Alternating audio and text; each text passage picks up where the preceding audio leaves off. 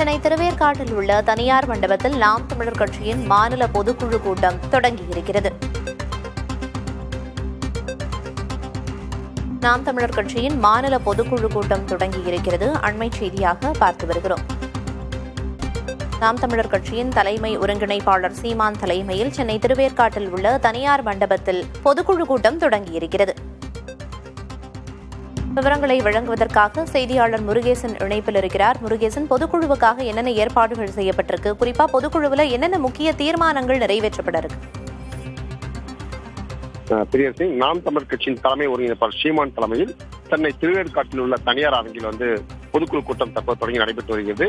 இக்கூட்டத்திற்கு சீமான் அவர்கள் தலைமை தாங்கி சிறப்பு அழைப்பாளர் மற்றும் பொதுக்குழு உறுப்பினர் மொத்தம் 5000க்கும் மேற்பட்டோர் நிகழ்ச்சியில் பங்கேற்றார்கள். வந்திருக்கும் அனைவருக்குமே மதிய உணவாக சைவ உணவு மற்றும் பிரியாணி, அசைவ உணவு பரிமாறப்படுகிறது.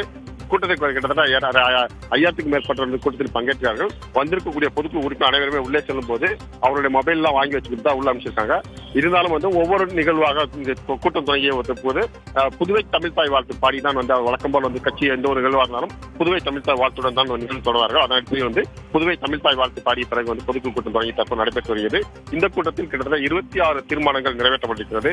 குறிப்பாக எஸ்ஐஆர் கண்டித்தும், அதே போன்று திருப்பரங்குன்றத்தில் இரு சமூக மக்களை அழைத்து பேசி சுமூக உறவு காண வேண்டுவதும், அதே மாதிரி அரசு பேருந்து இல்லாமல் தமிழ்நாடு அரசு பேருந்து என்று பெயர் சூட்ட வேண்டும் என்பதை வலியுறுத்தி இப்படி மத்திய மாநில அரசை கண்டித்தும் கிட்டத்தட்ட 26 தீர்மானங்கள் நிறைவேற்றப்பட்டிருக்கிறது. இதனைத் தொடர்ந்து இறுதியாக சீமானவர்கள் உரையாற்றிருக்கிறார். குறிப்பாக வரக்கூடிய சட்டமன்ற தேர்தலில் ஏற்கனவே அவர்கள் 214 தொகுதிகளுக்கு 117 தொகுதி பெண்கள், 117 தொகுதி ஆண்கள் என்று வாக்கு வேட்பாளர்கள் பிரிக்கப்பட்டு அறிவிக்கப்பட்டிருக்கிறார்கள். அவர்களும் தேர்தல் பணியாற்றிக் கொண்டிருக்கிறார்கள். இவர்கள் அனைவருமே வரக்கூடிய பிப்ரவரி மாதத்தில் திருச்சியில் ஒரு பெரிய மாநாடு நடத்தி அதில் வேட்பாளர் அறிமுகம் கூட்டம் நடத்திருக்கார்கள். அந்த மாநாட்டில் எப்படி திட்டமிடலாம், எவ்வாறு என்ன பண்ண வேண்டும் என்பது குறித்து இந்த கூட்டத்தில் விவாதிக்க இருக்கிறார்கள்.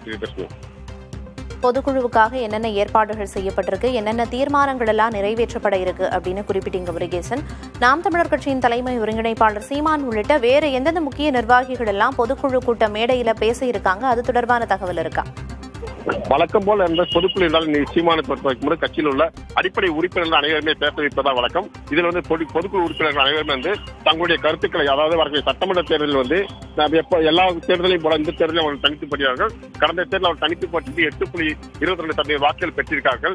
எனவே வரக்கூடிய தேர்தலில் நாம் தனித்து போட்டி அறிவிக்கப்பட்டிருந்தாலும் தேர்தலில் அவருக்கு போட்டியாக இருக்கக்கூடிய சக்தியாக தற்போது விஜய் இருக்கிறார். அவர்களுடைய கட்சியை சார்ந்த நிறைய பேர் மாற்று விஜய்க்கு சென்று கொண்டிருக்கிறார்கள். அதை தடுக்கும் விதமாகவும் வாக்காளர் அந்த வாக்கு சதவீதத்தை அதிகப்படுத்த வேண்டும் என்பது குறித்தும் இந்த கூட்டத்தில் ஒவ்வொரு பொதுக்குழு உறுப்பினர்கள் உட்பட முக்கிய நிர்வாகிகள் பேச இருக்கிறார்கள்.